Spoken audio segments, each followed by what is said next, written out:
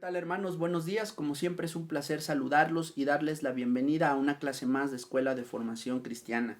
En esta ocasión vamos a hablar acerca del libro de Levítico. Esta será nuestra segunda enseñanza acerca del libro de Levítico. Si te perdiste la primera, no te preocupes, voy a dejarte aquí arriba un link para que puedas ver el primer video, lo cual te recomiendo mucho a fin de que entiendas el tema como lo hemos venido tratando alrededor de todo este tiempo.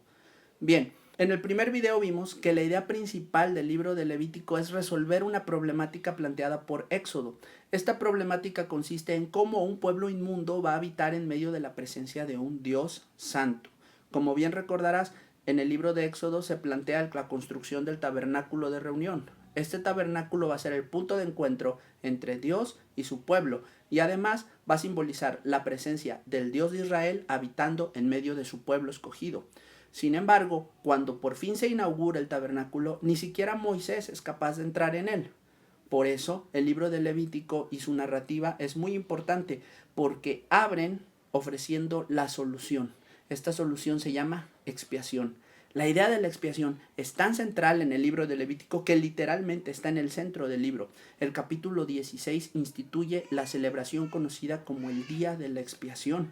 Y esto es muy interesante y llamativo, porque alrededor del capítulo 16 de este libro se desarrolla todo un conjunto de ceremonias y leyes que tienen que ver con el tema de hoy, la santificación. Así que si quieres averiguar de qué se trata, pues quédate a ver el resto de este video hasta el final.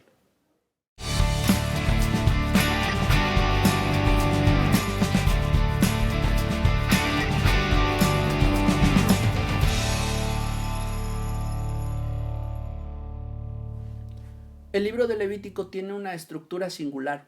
Desde su primer capítulo nos habla acerca de la expiación, que es el holocausto. Recordarás a esta víctima inocente que muere en sustitución del ofensor para así hacer posible que éste pueda habitar en la presencia de un Dios santo. Sin embargo, los capítulos 2 al 7 nos hablan acerca de otros tipos de sacrificios e instituyen una extensa metodología para ejecutarlos.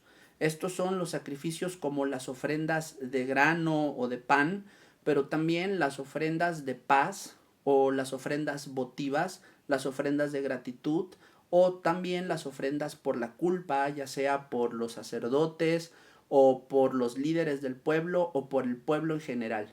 Todo esto constituye un extenso manual para los sacerdotes a la hora de ejecutar sus oficios.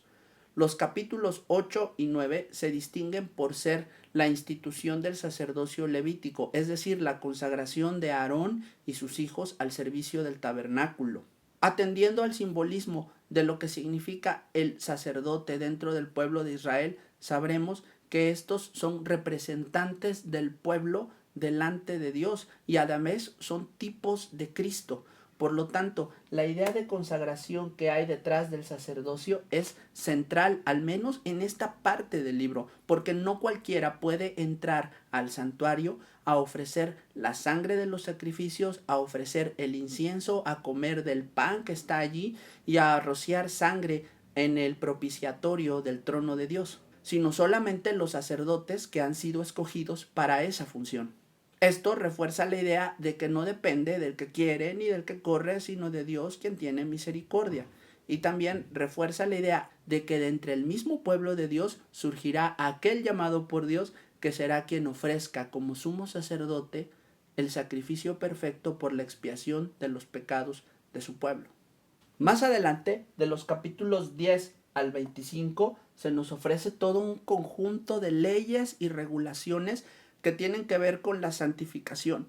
Estas leyes y regulaciones contienen la idea acerca de hacer una diferencia en Israel, es decir, que Israel, que está a punto de entrar a la tierra prometida, no se corrompa por las costumbres de pecaminosas de aquellos pueblos entre los cuales va a habitar y a los cuales va a despojar, por cierto, sino más bien Israel debe evidenciar a través de sus actos que ellos son un pueblo apartado, un pueblo diferente.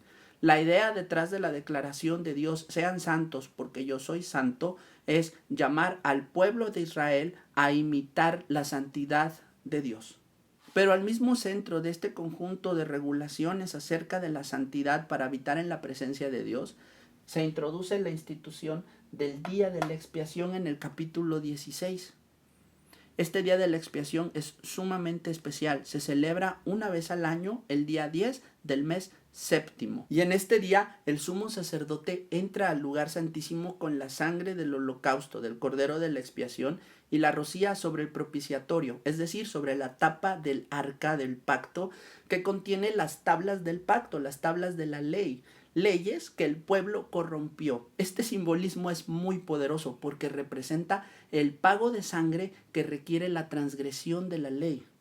Y que el día de la expiación se celebre año con año era para enseñar al pueblo de Israel a esperar el verdadero día de la expiación en que el sumo sacerdote y el cordero definitivo vendría para hacer expiación por los pecados de su pueblo para siempre. Uno pensaría que con tantas leyes y regulaciones, instrucciones de Dios pues para su pueblo, para que pueda habitar en su presencia de una manera segura, el pueblo pues ya la tendría bastante aventajada, quizás hasta ganada. Sin embargo, los capítulos 26 y 27 nos dan un panorama algo desalentador. Porque el capítulo 26 nos habla acerca de las bendiciones de la obediencia, pero también, por otro lado, de las maldiciones de la desobediencia. Las bendiciones de la obediencia se yerguen en que la principal es que Dios habitará en medio de su pueblo, los bendecirá, echará de su presencia a sus enemigos y fructificará abundantemente todos sus trabajos y esfuerzos. Sin embargo, si atiendes a las maldiciones que están establecidas en el capítulo 26, te vas a dar cuenta que todas ellas se cumplen una por una al pie de la letra a lo largo de la narrativa bíblica. Es decir, Israel no fue fiel al pacto, lo quebrantó.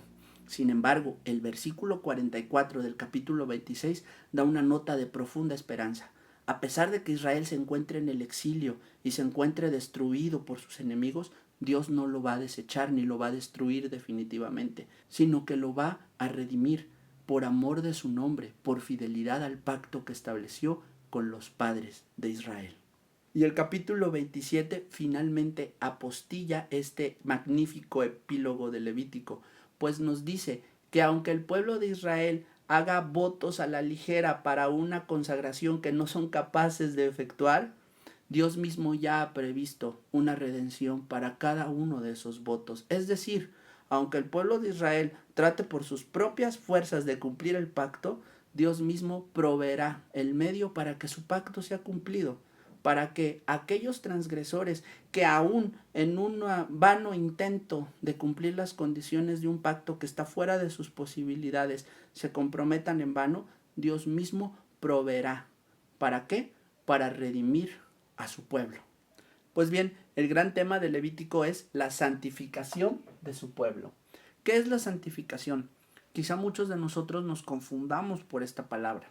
Muchas personas, incluso creyentes, piensan que la santificación significa la observancia de rituales religiosos, incluso el día de hoy. La santificación está lejos de ser una mera obra humana. La santificación, más bien definida en el libro de Levítico, es una enseñanza que tiene la intención de mostrarnos cuál es nuestra condición delante de un Dios santo. Recuerda que el libro de Levítico es una serie de instrucciones dadas al pueblo que es llamado para habitar en la presencia de un Dios santo. Por lo tanto, la santificación tiene el propósito de mostrar al pueblo aquello que lo hace incompatible con la presencia de Dios para que puedan ser purificados. Pero nota una cosa, la santificación no es alcanzable por el propio esfuerzo del pueblo. La santificación gira alrededor de la expiación hecha por Dios, como vimos en el diagrama anterior. Es decir, el que santifica al pueblo, el que lo aparta, el que lo limpia de sus pecados y sus culpas, es Dios. Así que todas las leyes levíticas solamente tienen como importancia el hecho de que nosotros podamos ver reflejados en ellas cuáles son nuestras diferentes inmundicias, nuestros diferentes pecados, nuestros diferentes hábitos que nos descalifican para estar habitando en la presencia de Dios. No significa que nosotros nos podamos limpiar observando puntillosamente las leyes, pues en el epílogo, como vamos a ver un poco más adelante, está establecido que el pueblo, por su propio esfuerzo o si estuviera sujeto a su propia obediencia de la ley, no podría alcanzar la redención de ninguna forma. Sin embargo, todas estas leyes, como he dicho antes, están enfocadas a que miremos el corazón, examinemos nuestros actos y veamos por qué es que no podemos habitar en la presencia de un Dios santo. R.C. Sproul solía decir que entre más conscientes somos nosotros de la santidad de Dios, somos al mismo tiempo más conscientes de nuestra propia indignidad. Y esto es precisamente la idea que persigue el libro de Levítico, que nosotros nos demos cuenta de nuestra propia indignidad, la indignidad inherente a nuestra condición. Y por eso es que a la mayoría quizá le resulte extraño cuando se enfrenta por primera vez al libro de Levítico y ve tantas cosas relacionadas, por ejemplo, con la comida. Las leyes de comida kosher, por ejemplo, aquellas que prohíben a los israelitas comer más de la mitad de animales que existen, ¿no? O también las leyes acerca del puerperio, es decir, de la purificación de la mujer después de dar a luz, o también aquellas leyes sobre la lepra o la contaminación de casas por moho, por humedad. También aquellas leyes que tienen que ver con las funciones corporales, como los flujos tanto en hombres como en mujeres, ¿no? Estas leyes están diseñadas para enseñarnos a nosotros nuestra inmundicia inherente. No señalan precisamente a cosas físicas, sino más bien cada una de estas leyes tiene un aspecto moral, el cual nosotros estamos llamados a reconocer. Hay otras leyes de moralidad también. Hay leyes acerca de fiestas religiosas, hay una ley sobre el jubileo y hay también varias leyes de vida comunitaria. Pero el común denominador de todas ellas es que están encaminadas a que Israel entienda que su vocación es hacer un pueblo distinto, un pueblo apartado, ¿sí? Diferente a todos los demás pueblos de la tierra. Un pueblo que refleje la santidad de Dios, es decir, su perfección moral. En ese entendido es que nosotros vamos a interpretar leyes tan complicadas como las leyes alimentarias. Por ejemplo, los animales no pueden ser limpios o inmundos en sí mismos, pues si ya viste el curso de cosmovisión, te vas a dar cuenta que Dios hizo toda su creación la hizo buena en gran manera. Además, anteriormente, en Génesis, inmediatamente después del diluvio, Dios le da a Moisés a todos los animales para comer, sin hacer distinción entre limpios y sucios o inmundos. Así que estas leyes alimentarias no están condenando ciertas especies de animales, ni diciendo que unas sean mejores que otras, sino más bien están condicionando a Israel a comer únicamente aquello que Dios les permite comer. Entonces, el principio moral detrás de las leyes alimentarias es la fe y la obediencia a Dios. Vas a encontrar en la narrativa bíblica que el comer y la fe son actos que están ligados. Pues por ejemplo, en Génesis capítulo 3, ¿recuerdas? La transgresión viene por comer un fruto que Dios prohibió comer. Dios le dio al hombre todos los frutos del huerto para comer, excepto uno. Cuando el hombre deja de creer o deja de estar sometido en obediencia a la voluntad de Dios y come del fruto prohibido, entonces el pecado y la muerte entran en el mundo. Estas leyes alimentarias son una sombra de aquel pacto en el Edén. Es decir, al pueblo escogido le va a ir bien en tanto que se alimente únicamente de aquello que Dios le permite alimentarse. Otro ejemplo de cómo la fe y el comer están ligados está en la cena del Señor. Nosotros comemos el pan y tomamos el vino, pero al comerlo y beberlo estamos simbólicamente aceptando que comemos, que nos alimentamos de la comunión con el Señor Jesucristo, que aceptamos su cuerpo y su sangre y que creemos que fue entregado por nuestros pecados. De manera pues que si la pureza está relacionada con las leyes alimentarias, no está relacionada físicamente en la materia que se está comiendo, sino en el acto de obediencia y de confianza en Dios. Asimismo, en Levítico encontraremos leyes como aquellas que tienen que ver con el puerperio o que tienen que ver con los fluidos corporales. ¿Cómo es posible que actos naturales propios del ser humano como el dar a luz o como las relaciones entre marido y mujer sean causa de inmundicia. Bueno, lo que hay detrás de ellos es precisamente lo inmundo. Dios sabemos que es vida, que no hay muerte en Dios, que la muerte entró en el mundo por el pecado. Entonces, si con algo Dios no está relacionado, es con el pecado y con la muerte. En el puerperio, o más bien durante el parto, la vida de la mujer corre un riesgo y hay una pérdida importante de fluidos corporales o vitales, pues como la sangre. Esta mera posibilidad de muerte, esta mera pérdida de fluidos vitales, son una sombra de muerte que es inaceptable delante de la presencia de Dios. No es el parto en sí mismo pues lo que hace inmunda a la mujer, sino la mera potencialidad de morir. Igualmente en las relaciones maritales o durante el proceso de la menstruación en las mujeres se pierden líquidos vitales, fluidos vitales. Esta pérdida de fluidos vitales resultan también en un atisbo de muerte. Y este atisbo de muerte es inaceptable delante de los ojos de Dios.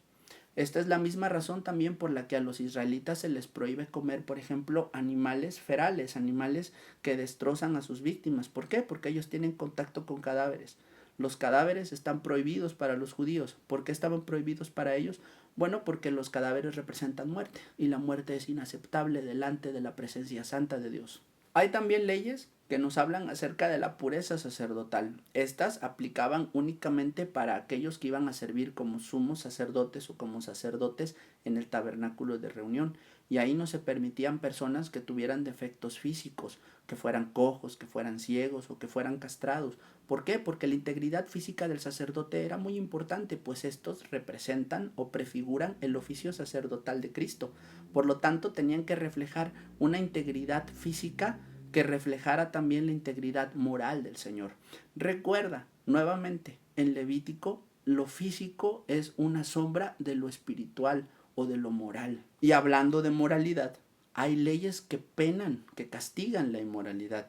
Y esto es muy importante porque para la mayoría de las personas el libro de Levítico se vuelve puramente simbolismos o puramente leyes que atañen a los sacerdotes. Sin embargo, hay capítulos específicos del libro de Levítico que están dirigidos como leyes hacia todo el pueblo de Israel, sean o no sean sacerdotes. Y son exhortaciones muy puntuales y muy claras. Unas de ellas, por ejemplo, exhortan a todos los israelitas a que no cometan idolatría. ¿Por qué? Porque salieron de una opresión de 400 años de un pueblo de gente mayormente idólatra como los egipcios, que tenían cualquier cantidad de dioses, y iban a introducirse en una tierra en medio de naciones que también eran igualmente paganos, que adoraban a otros dioses.